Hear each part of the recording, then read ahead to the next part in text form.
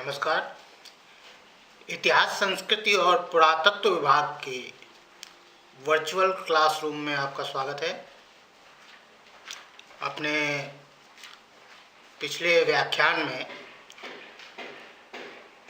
मैंने ये बताने का प्रयास किया कि जब कंपनी ने बंगाल में द्वैध शासन प्रणाली को समाप्त करके शासन व्यवस्था अपने हाथों में लेना आरंभ किया तो किस प्रकार की व्यवस्था स्थापित होनी प्रारंभ हुई, और मैंने आपको यह भी बताया कि वारेन हेस्टिंग को विशेष तौर पर कंपनी में सुधार लाने और बंगाल में एक व्यवस्था स्थापित करने के उद्देश्य से बंगाल भेजा गया था। हमने देखा कि किस प्रकार से वारेन हेस्टिंग्स ने न केवल रेगुलेटिंग एक्ट के अनुसार बंगाल में व्यवस्था स्थापित करने का प्रयास किया, अपितु राजस्व प्रशासन और वाणिज्य प्रशासन, इन दोनों को सुधारने का भी प्रयास किया। इन्हीं प्रयासों में अब हम बात करेंगे वारेन हेस्टिंग्स के द्वारा आरंभिक स्तर पर न्याय व्यवस्था में किए गए प्रयास। वारेन हेस्टिंग ने सबसे पहला काम किया था, कर संग्राहकों की नियुक्ति की थी। संग्राहक यानी कलेक्टर, टैक्स कलेक्टर्स थे, रेवेन्यू कलेक्टर्स थे, और इन रेवेन्यू कलेक्टर्स के अधीन जो उनका क्षेत्र हुआ करता था, जिस क्षेत्र में वो राजस्व संग्रह करने के लिए उत्तरदायी होते थे, उन क्षेत्रों में रेवेन्यू से संबंधित, राजस्व से संबंधित जितने भी मामलात होते थे उनको देखने का अधिकार भी प्रदान किया गया था। ये जो आपके कलेक्टर थे, इनको जो अधिकार मिले हुए थे और इनकी जो अदालत बैठा करती थी उसको सामान्य तौर पर दीवानी अदालत कहा जाता था। ये जितनी भी दीवानी अदालतें थीं, इन सब दीवानी अदालतों की जो आगे सुनवाई होती थी, जो भी निर्णय वो ले लेते थे, उसके बाद उसकी आगे की सुनवाई जो होती थी वो सदर दीवानी अदालत में होती थी, जो कलकत्ता में होती थी। और इस अदालत की अध्यक्षता खुद गवर्नर जनरल करता था, जिसमें कम से कम 2 पार्षदों की उपस्थिति आवश्यक होती थी। दूसरी जो महत्वपूर्ण अदालतें थीं वो निजामत अदालतें थीं या फौजदारी की अदालतें हुआ करती थीं। ये जो अदालतें थीं ये काफ़ी हद तक पिछली व्यवस्था के अनुसार ही चल रही थीं। इसमें काजी और मुफ्ती जज हुआ करते थे, जिनको सहयोग करने के लिए 2 मौलवी हुआ करते थे। थोड़ा सा परिवर्तन इसमें आ गया था। जो परिवर्तन इसमें वारेन हेस्टिंग्स ने कर दिया था, उसके अनुसार अब ये जो निजामत की अदालतें थीं, इन अदालतों की व्यवस्था जो थी वो कलेक्टरों को दे दी गई थी। कलेक्टर ये सुनिश्चित करते थे कि अदालत की कार्रवाई हो रही है, और ये भी सुनिश्चित करते थे कि अदालत की सुनवाई जो है वो खुली अदालत में हो और उसके फैसले भी खुली अदालत में सुनाए जाए। यहाँ तक गवाहों को लाने और फौजदारी निर्णयों पर भी कलेक्टरों को कहा गया था कि वे अपनी नजर रखें। जो फौजदारी अदालतें होती थी, उनके ऊपर एक और अदालत होती थी जो सदर निजामत अदालत कहते थे। इन अदालतों का अध्यक्ष दरोगा होता था और ये जो दरोगा होता था, इसके सहयोग के लिए सदर काजी और सदर मुफ्ती होते थे। उनकी मदद के लिए 3 मौलवी भी होते थे। ये जो दरोगा होता था, इसकी नियुक्ति अब भी निजाम के द्वारा ही होती थी, किंतु एक परिवर्तन आ गया था और वो परिवर्तन ये आ गया था कि इन फौजदारी अदालतों का जो निर्णय होता है, जो ये फौजदारी अदालतें होती थी, इनका नियंत्रण जो था वो गवर्नर जनरल और उसके पार्षद जो थे उनके हाथ में आ गया था। जो नई व्यवस्था चालू की गई उसका उल्लेख रेगुलेटिंग एक्ट में भी था, यानी कि जो अभिलेख हुआ करते थे उन्हें सुरक्षित रखने का नियम बन गया था, नष्ट नहीं किए जा सकते थे। अब प्रश्न उठता है, क्या जमींदारों का फिर क्या हुआ? जमींदारों को न्यायिक अधिकार मिले हुए थे। अधिकांशतः विद्वान बताते हैं जमींदारों के न्यायिक अधिकारों को अभी तक समाप्त नहीं किया गया था। एक व्यवस्था थी पंच निर्णय की, उनको भी मान्यता मिली हुई थी, लेकिन ये जितने भी निर्णय हुआ करते थे, इन सबके विरुद्ध अपील करने की एक व्यवस्था लागू हो गई थी। कुछ विद्वानों का कहना है कि संस्कृत के अनुसार, संस्कृत शास्त्रों के अनुसार निर्णय देने का भी अधिकार प्राप्त हो गया था, लेकिन उसके अनुसार मृत्यु दंड नहीं दिया जा सकता था। जहां तक जुर्माने की बात है, 1000 रुपए से अधिक का जुर्माना यदि जुर्माने का मामला है तो आप कोई भी निर्णय लेंगे उसका सदर अदालत में उसकी पुष्टि करवाना आवश्यक हो जाता था। मैंने बताया आपको कि किस तरीके से अकाल और नई व्यवस्था, द्वैध व्यवस्था आ जाने के बाद ठगों और डाकुओं का बहुत ज़्यादा बंगाल में आतंक मच गया था। वारेन हेस्टिंग्स के सामने ये चुनौती थी और वारेन हेस्टिंग्स ने इस चुनौती का सामना किया, कठोर नियमों का निर्माण किया और बताया जाता है कि हेस्टिंग्स को डाकुओं और जो ठग लोग थे, जो साहूकार लोग थे, उनके विरुद्ध भारी सफलता भी मिली।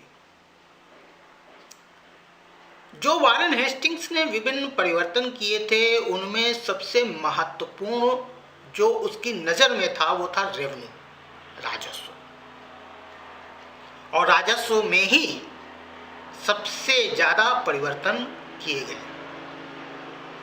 74 में मंडली परिषदों की स्थापना कर दी गई थी। ये मंडली जो परिषदें थीं, इन परिषदों की संख्या 6 थी, यानी पूरे सूबे को 6 भागों में विभक्त कर दिया गया था और उनमें एक एक परिषद स्थापित कर दी गई थी। ये जो परिषद होती थी, इसमें 4 से 5 कर्मचारी के कंपनी के कर्मचारी होते थे और ये राजस्व संबंधी प्रकरण जो होते थे उनको निस्तारित किया करते थे। जब ये कोई निर्णय लेते थे तो उन निर्णयों को प्रांतीय अदालत में चुनौती दी जा सकती थी। ये जो डिविजनल काउंसिल्स बनी थी, मंडली परिषदें, 1780 में 6 साल चले। 1780 में इनको बदल करके सिविल कोड कहा जाने लग गया और जब ये सिविल कोड बन गए तो इनकी अध्यक्षता एक कंपनी का अंग्रेज अधिकारी करने लगा था। अब इनकी पावर्स ज़्यादा हो गई थी क्योंकि प्रांतीय अदालतों को समाप्त कर दिया था। ये जो आपके सिविल कोर्ट्स थे, इनको मंडलीय सिविल कोर्ट भी कहा जाता था। इनकी अब जो क्षमता थी, अगर 1000 रुपये तक के जुर्माने के मामले आए हैं तो उनमें ये जो भी निर्णय दे देते थे वो अंतिम होते थे। बाद में वारेन हेस्टिंग्स ने क्या किया, सर एलिजा इन्फे जो थे उनको दीवानी अदालत का अंतिम न्यायाधीश बना दिया था। इसके अतिरिक्त इसी वर्ष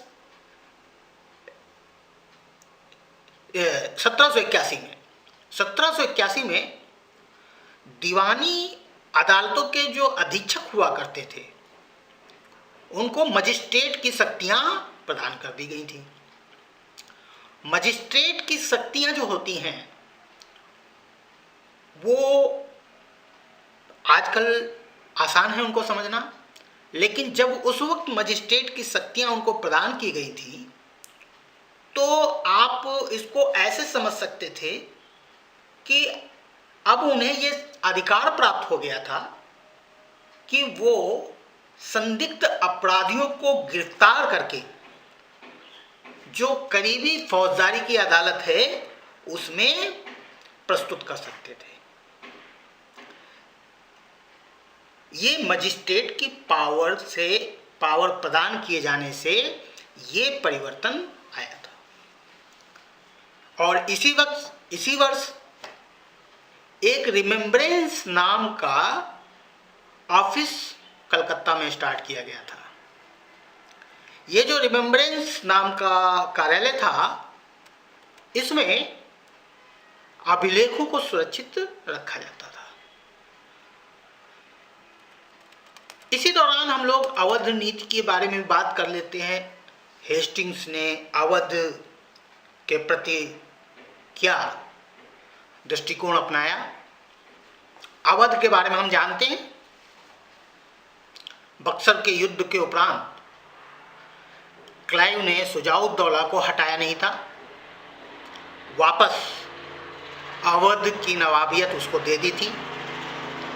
और यही नहीं, उसको कंपनी की तरफ से सेना भी मुहैया करवाया था, क्योंकि अवध जो था उसको बराबर मराठों का या अफगानों का भय बना रहता था।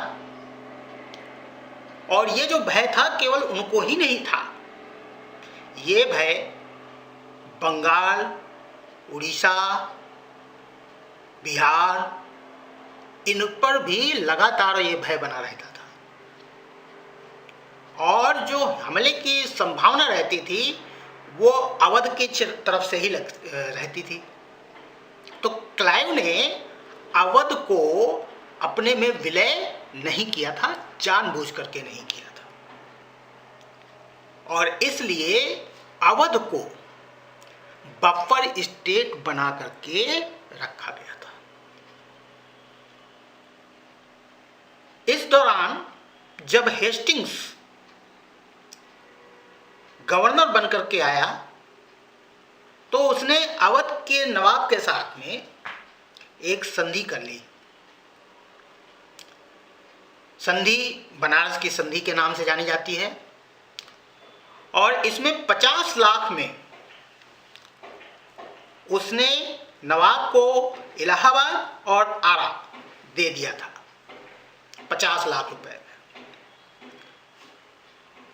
और ये तो दोबारा इस बात की पुष्टि की गई थी कि आवश्यकता पड़ने पर कंपनी जो है अवध के नवाब को सैन्य सहयोग भी करेगा। 1775 में फैजाबाद की संधि के माध्यम से अवध के नवाब ने सजीपुर और बनारस जो थे, इन दोनों क्षेत्रों को कंपनी को दे दिया था, और कंपनी ने उसके बदले में अवध के नवाब को सेना उपलब्ध कराई थी और वो सेना इस शर्त पे दी गई थी कि उसका रख रखाव वह जो है वो सबका सब अवध का नवाब जो है वो व्यय करेगा। एक महत्वपूर्ण घटनाक्रम 1772 में घटित हुआ, जब रुहेलखंड के लोगों ने शुजाउद्दौला, जो स्वयं नवाब वजीर भी था, वजीर आजम था, उसके साथ एक समझौता किया था। मराठों का भय उनको भी बना रहता था और उन्होंने नवाब वजीर के साथ समझौता किया और कहा कि इन केस अगर मराठा आक्रमण होता है तो शुजाउद्दौला नवाब वजीर जो हैं वो उसकी मदद को आए अपनी सेना लेकर के, और जब कभी भी वो उनकी मदद को आएंगे सेना लेकर के, रुहेला लोग जो हैं उनको 40 लाख रुपए देंगे। इसी क्रम में एक ही साल बाद मराठों ने आक्रमण कर दिया रुहेलखंड पे। नवाब को इस बारे में पता चला, नवाब के पास कंपनी की सेना थी और नवाब स्वतंत्र था उस सेना को लेके चलने के लिए। लिहाजा नवाब जो था वो अपनी सेना लेकर के पहुंच गया। मराठों ने जब अवध के नवाब को भी वहां देखा कंपनी की सेना के साथ, तो वहां से वो हट गए। जैसे ही मराठे हटे वैसे ही नवाब वजीर ने रुहेला सरदार से तय जो हुआ था उसके अनुसार 40 लाख रुपए मांगे। रुहेला सरदार ने कहा कि चूंकि युद्ध नहीं हुआ अतः 40 लाख रुपए नहीं बनते हैं देने के लिए। नवाब को बहुत बुरा लगा और काफी क्रोधित हुआ। वो वापस चला आया। वापस आने के बाद उसने हेस्टिंग्स से बात की और हेस्टिंग्स के साथ उसने ये समझौता किया कि यदि कंपनी रुहेलों के विरुद्ध एक युद्ध अभियान में नवाब को सहयोग करे तो दो काम होंगे। नवाब वजीर जो है पूरे युद्ध का जो खर्चा होगा उस खर्चे को स्वयं उठाएगा और उसके अतिरिक्त कंपनी को 40 लाख रुपए भी प्रदान करेगा। हेस्टिंग्स को पैसे की जरूरत रहती थी और हेस्टिंग्स ने नवाब वजीर को समर्थन दे दिया। नवाब वजीर ने रुहेलखंड पर आक्रमण कर दिया। पूरा का पूरा रुहेलखंड जीतता हुआ चला गया। रुहेला सरदार हाफिज रहमत अली खान 23 अप्रैल 1774 को मिरानपुर कटरा में युद्ध के दौरान मारा गया। जो हाफिज रहमत अली खान था उसके विरुद्ध जो सेना लड़ रही थी उस सेना की कमान अलेक्जेंडर चैंपियन के हाथ में थी, यानी कि कंपनी का सेनापति हाफिज रहमत अली खान से लड़ रहा था। इसके बाद बताते हैं कि अवध की सेना ने रुहेलों पर बहुत सारे अत्याचार किए और ये संभावना व्यक्त की जाती है लगभग 20,000 की संख्या में रुहेले जो थे वो देश छोड़कर भागने को विवश हो गए।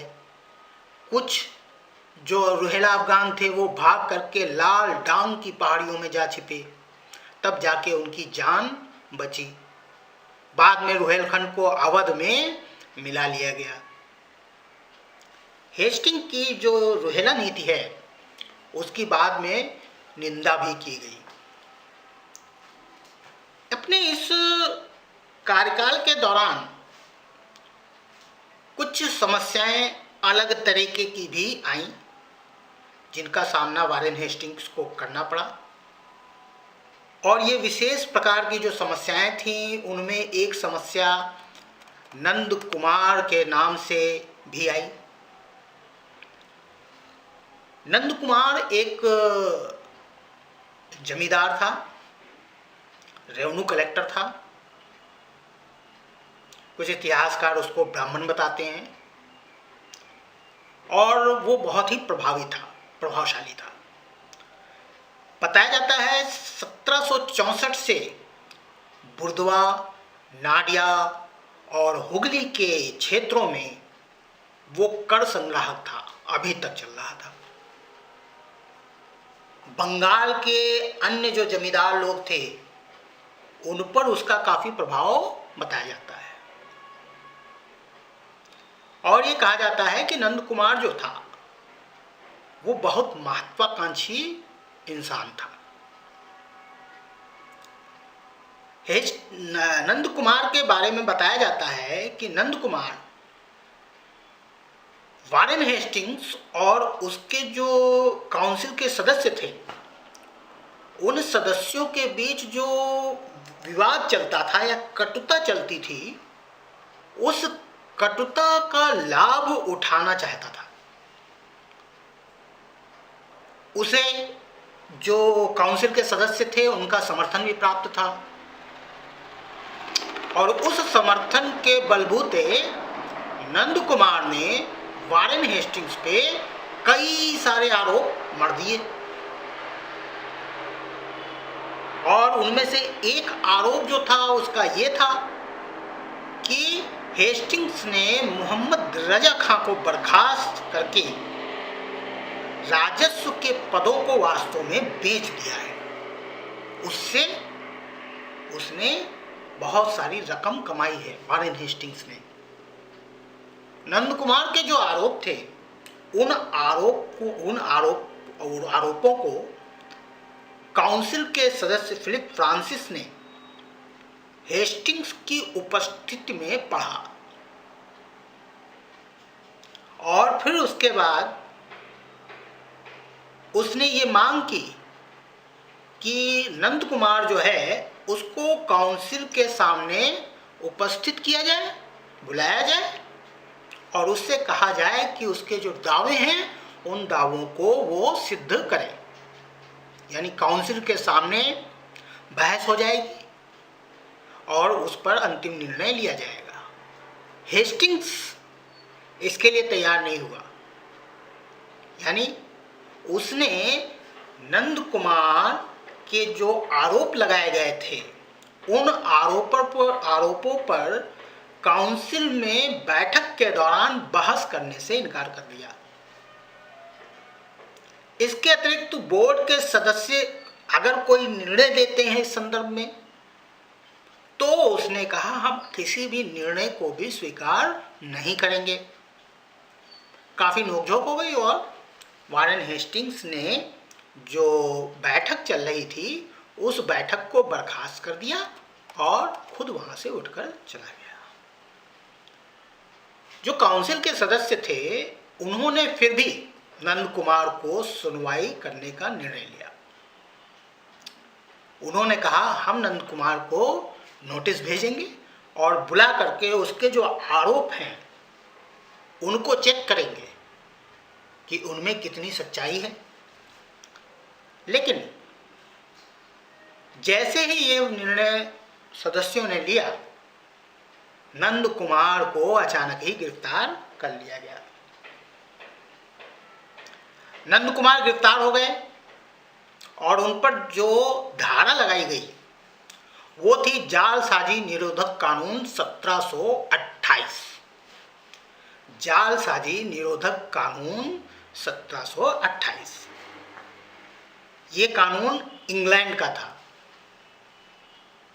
और वो नंद कुमार पे लगाया गया। बहस हुई और उस बहस में नंद कुमार दोषी पाए गए, और जब दोषी पाए गए तो इस जालसाजी निरोधक कानून 1728 के व्यवस्थाओं के अनुसार उसको मृत्युदंड सुनाया गया। 1775 में उसको कलकत्ता में ही फांसी पे लटका दिया गया। कुछ लोगों का कहना था कि नंद कुमार की जो फांसी थी वो एक षड्यंत्र था, लेकिन इसको सिद्ध कर पाना असंभव था।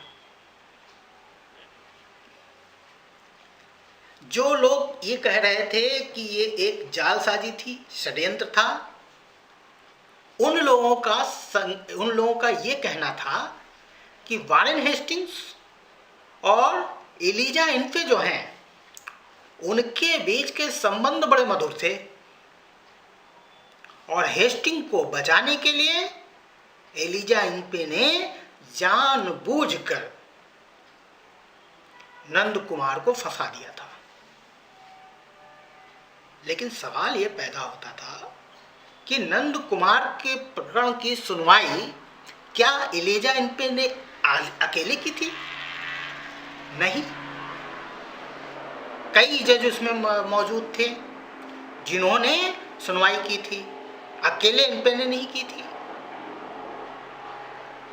वास्तव में हुआ यह था कि सभी जजों ने कुछ इस प्रकार से नंद कुमार से सवाल किए थे कि नंद कुमार फंस गया था। जो जज उसकी सुनवाई में शामिल थे वे पूरे अपने अनुभवों का उपयोग कर रहे थे और ऐसे सवालों का जाल बिछा रहे थे जिसमें नंद कुमार को फंसना ही था।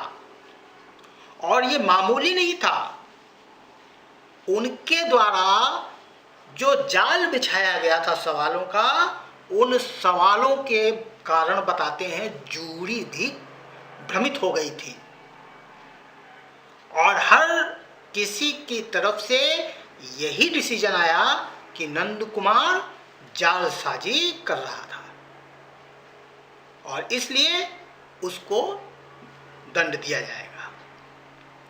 ये जो न्याय प्रक्रिया थी चली थी, ये भारतीयों के लिए अभूतपूर्व थी और कुछ इतिहासकार ऐसा मानते हैं कि ये जो नंद कुमार का प्रयास था, यह उसने प्रयास किया था ब्रिटिश सरकार की जुडिशियल व्यवस्था जो थी, उस व्यवस्था में ब्रिटिश सरकार को मात देने के लिए। उसे ऐसा विश्वास हो गया था कि हम इस न्याय प्रक्रिया के माध्यम से ब्रिटिशर्स जो हैं उनको हम पराजित कर ले जाएंगे।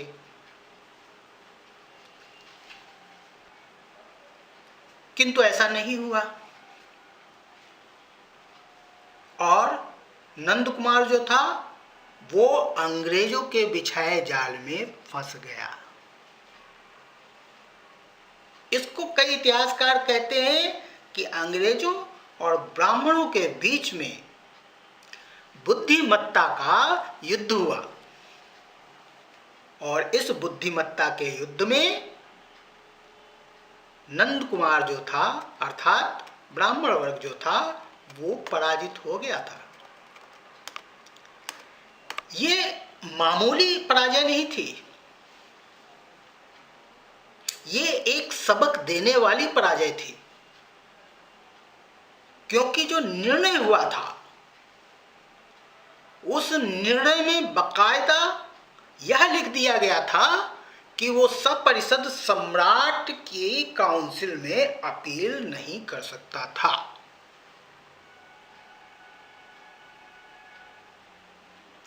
और इसके माध्यम से क्या हो रहा था कि हेस्टिंग्स के जो पार्षद थे, जो हेस्टिंग्स का विरोध कर रहे थे, जो नंद कुमार को आगे कर रहे थे, वो लोग फिर नंद कुमार को ले जाते राजा सम्राट के यहाँ, उनकी काउंसिल में रिप्रेजेंट करवाते, अपील करवाते, उसको भी समाप्त कर दिया। यानी अब ये जो षड्यंत्र था वो आगे भी नहीं बढ़ सकता था। पी रॉबर्ट्स लिखते हैं ये भी संदिग्ध बात है कि क्या यह उच्च न्यायालय भारतीयों के संबंध में ऐसे अधिकार रखता था।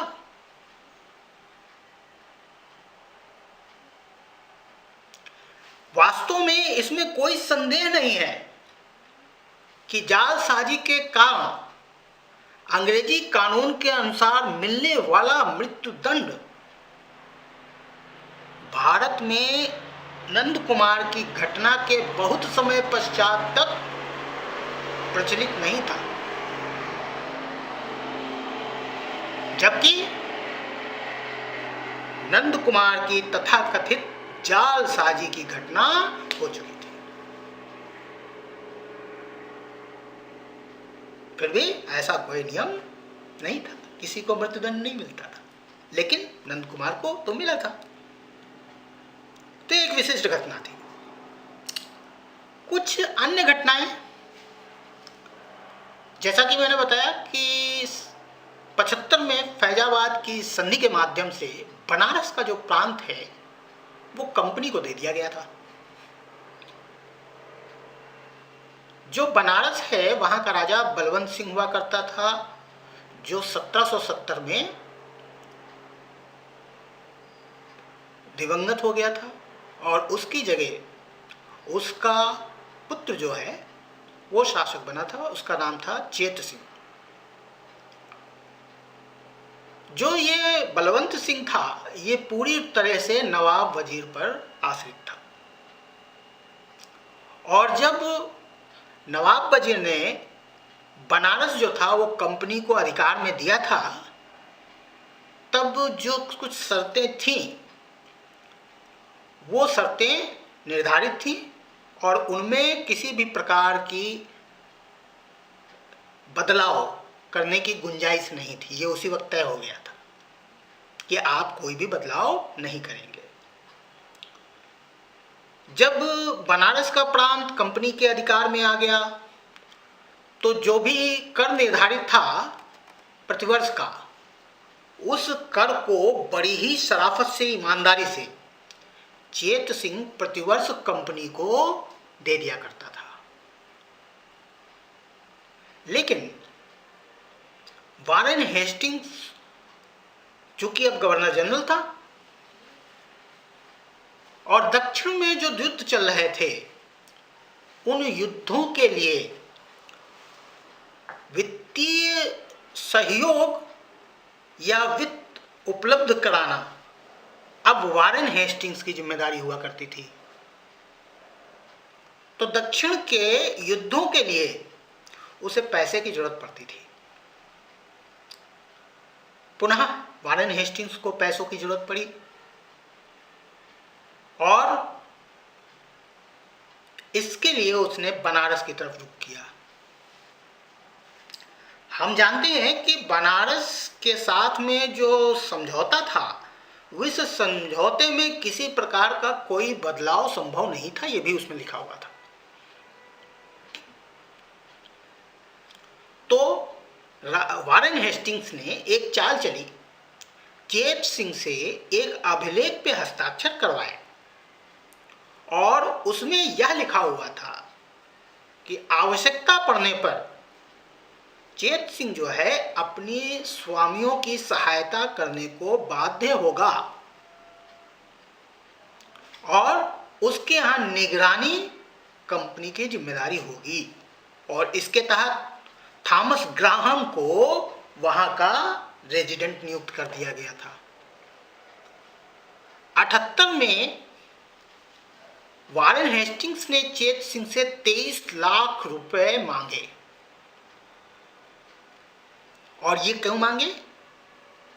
वारेन हेस्टिंग्स ने उसको बताया कि ये 23 लाख रुपए जो हैं ये नवाब वजीर को दिए जाने थे, जो उसने नहीं दिए। अब यह पैसा जो है वो कंपनी को दे।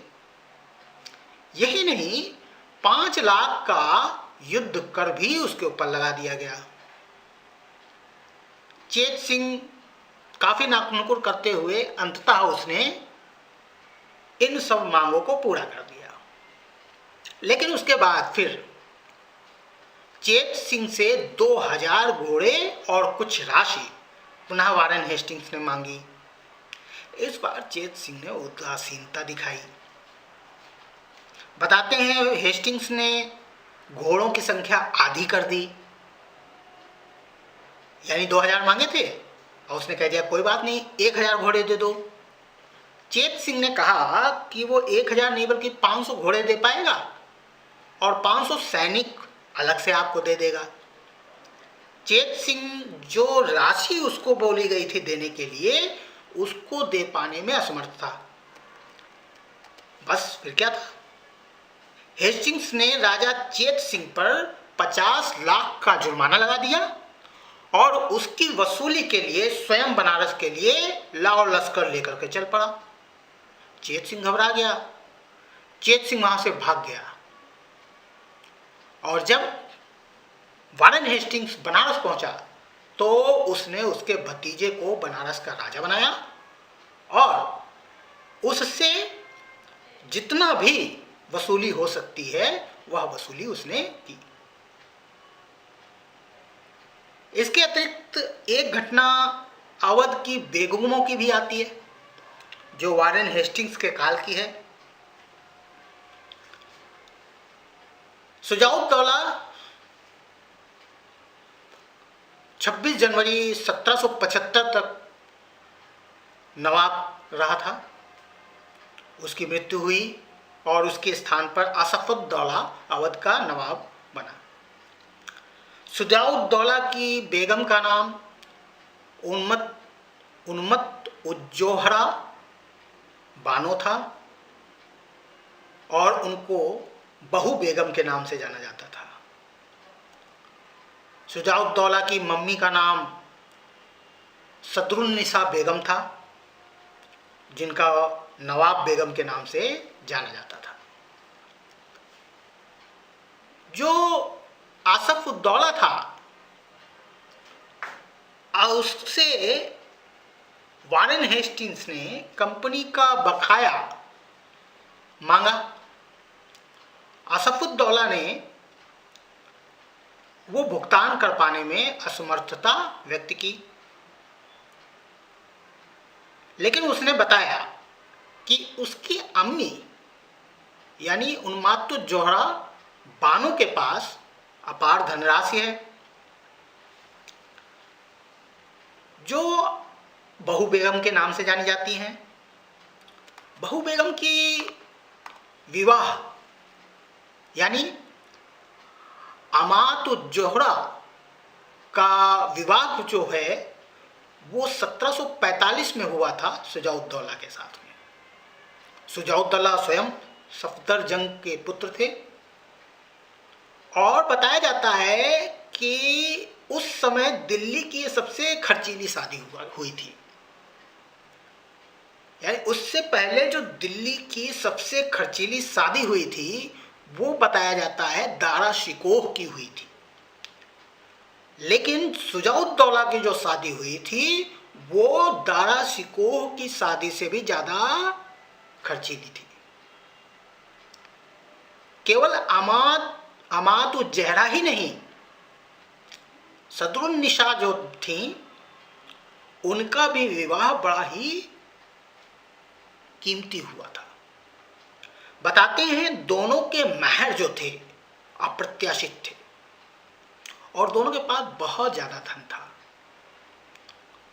बताते हैं जब बक्सर का युद्ध हुआ और उसमें शुजाउद्दौला पराजित हो गया, उसके पास कुछ नहीं बचा था, तब बहू बेगम ने अपने सारे जेवरात उतार करके उसको दे दिए थे और नवाब बेगम ने लगभग 20 लाख रुपए दिए थे। और ये जो धनराशि थी वो इतनी थी कि शुजाउद्दौला ने उससे पूरा का पूरा अपना कर्ज उतार डाला था।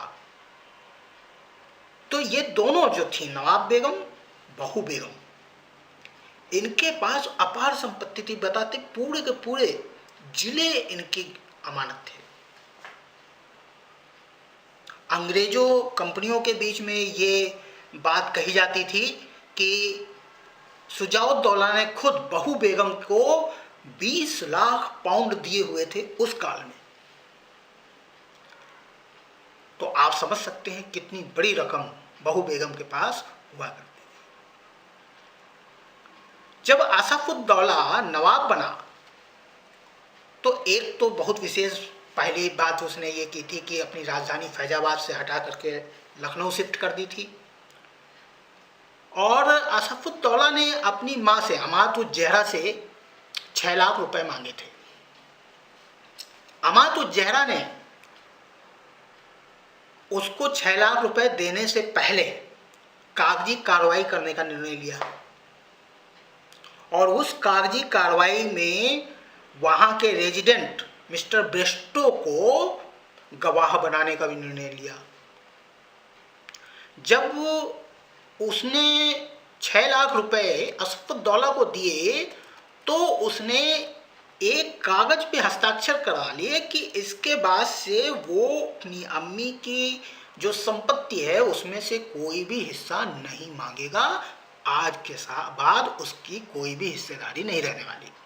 अब ये जो बात है, ये बात असफुद्दौला ने हेस्टिंग्स को बता दी, और ये भी बता दिया हाँ उनके पास धन संपदा बहुत है, लेकिन उसको कुछ नहीं मिलने वाला।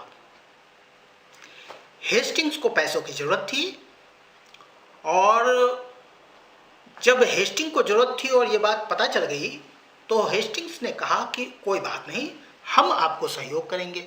सबसे बड़ी समस्या ये थी कि नवाब बेगम और बहू बेगम फैजाबाद में रहती थी, उनका बाकायदा दरबार लगता था, समानांतर सरकार चलती थी, अवध के प्रांत में खासी किलेबंदी थी, और असफुद्दौला बिल्कुल हिम्मत नहीं कर रहा था उनकी किलेबंदी को तोड़ने की। तो सेना भी वारेन हेस्टिंग्स ने अवेलेबल कराई, और असफुद्दौला ने किसी प्रकार का कोई सीधा सीधा इन्वॉल्वमेंट करने से मना कर दिया। तो पूरी कार्रवाई भी असफुद्दौला वारेन हेस्टिंग ने ही संचालित की। जब ब्रिटिश सेना 1781 में फैजाबाद पहुंची तो बताते हैं कि पूरे फैजाबाद में एक बगावत जैसा माहौल उत्पन्न हो गया था। नवाब में बेगम, बहू बेगम, इनको कहा गया कि खजाने की चाबियां दे दें, लेकिन उन्होंने देने से इनकार कर दिया। जब इनकार कर दिया तो उनके 2 रक्षक थे जो बहुत खास थे, दोनों किन्नर थे। उन दोनों रक्षकों को बहुत बुरी तरीके से पीटा गया, प्रताड़ित किया गया, और इतनी यातनाएं उन्हीं के सामने दी गई कि उन्होंने व्याकुल होकर के चाबियां फेंक दी। और बताते हैं उसके बाद उनका जो खजाना था वो लूट लिया गया। नवाब बेगम 1796 में गुजर गई। 2 साल बाद असफुद्दौला भी नहीं रहा। जो बहू बेगम थी वो अपने पुत्र असफुद्दौला के व्यवहार से बहुत ज़्यादा टूट गई थी, क्योंकि जब उनकी संपत्ति छीनी जा रही थी तो कंपनी के अधिकारियों ने कहा था कि आप इसके स्वामित्व को सिद्ध कीजिए, आपने ये पैसा किस प्रकार से कमाया है यह बताइए। इस तरह के सवाल उस काल में बेगमों से नहीं पूछे जा सकते थे। सारी दुनिया जानती थी कि बेगम के पास पैसे कहां से आए। जो भी दस्तावेजों की मांग की गई थी उनके होने की कोई गुंजाइश नहीं थी, और इससे उनको बड़ा दुख पहुंचा था। यद्यपि जो भी राजधानी थी वो लखनऊ चली गई थी, और फैजाबाद में अब जो कुछ भी था नवाब बेगम और बहू बेगम के कारण ही था। नवाब बेगम के देहांत के बाद फैजाबाद की जो गरिमा थी उस गरिमा को अक्षुण्ण रखने में बहू बेगम सफल नहीं। उनका बराबर दरबार सजता रहा, उनके दरबार को बहू बेगम के नाम से जाना जाता रहा। बताते हैं उनके कार्य जिंदा रहने तक जो लखनऊ था वहाँ पे कुल 6 नवाब हुए, यानी उन्होंने 6 नवाबों को लखनऊ में शासन करते हुए देखा। किंतु बताते हैं किसी की इतनी भी हिम्मत नहीं हुई कि वो फैजाबाद की तरफ रुख कर लें। यद्यपि बताया जाता है कि बहू बेगम अपनी सास जो थी नवाब बेगम की तरह पढ़ी लिखी नहीं थी, लेकिन विद्वान बहुत थी और अपनी सास के वजह से बहुत सारी बातें जानती थी। बताते हैं कि वो कंपनी को बहुत बड़ा खतरा मानती थी और जब बक्सर में शुजाउद्दौला पराजित हुआ था तब भी दोनों ने ही, नवाब बेगम और बहू बेगम ने शुजाउद्दौला को कंपनी को सबसे बड़ा खतरा बताया था और मदद की थी। किंतु जब अपनों ने ही उनको धोखा दिया तो बुरी तरह टूट गई।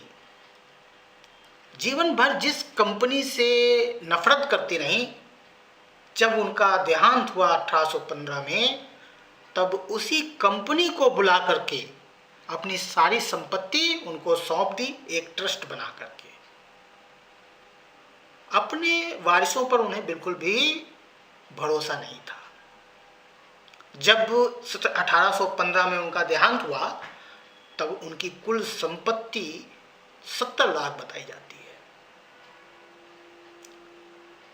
हेस्टिंग्स के द्वारा ये जो कार्रवाई की गई बहू बेगमों पर, दोनों बेगमों पर, अवध की बेगम जिन्हें कहते हैं, उसको गलत माना गया और जब वापस इंग्लैंड में वारेन हेस्टिंग्स पर महाभियोग चलाया गया था तो उसमें एक बिंदु यह भी था। हेस्टिंग्स ने इसका जवाब जब दिया तो उसने बताया कि जो फैजाबाद की बेगमें थीं, उन्होंने चेत सिंह को संरक्षण दिया था और वो कंपनी का वांटेड था और इसलिए वहां कार्रवाई करना आवश्यक था। कुछ इतिहासकार, जिसमें विंसेंट स्मिथ है, वो कहते हैं कि वारेन हेस्टिंग्स की स्थिति को अगर देखा जाए तो वारेन हेस्टिंग्स की कोई भी गलती नहीं है, क्योंकि वारेन हेस्टिंग्स के पास विकल्प नहीं थे ज्यादा और उसकी एक मजबूरी थी कि वो अवध की बेगमों का जो धन था उस धन को छीन ले। लेकिन अल्फ्रेड लायल ने लिखा है कि हेस्टिंग्स का जो कृत्य था वो किसी भी तरीके से स्वीकार्य नहीं था। कहते हैं दुनिया की कोई भी संस्कृति हो,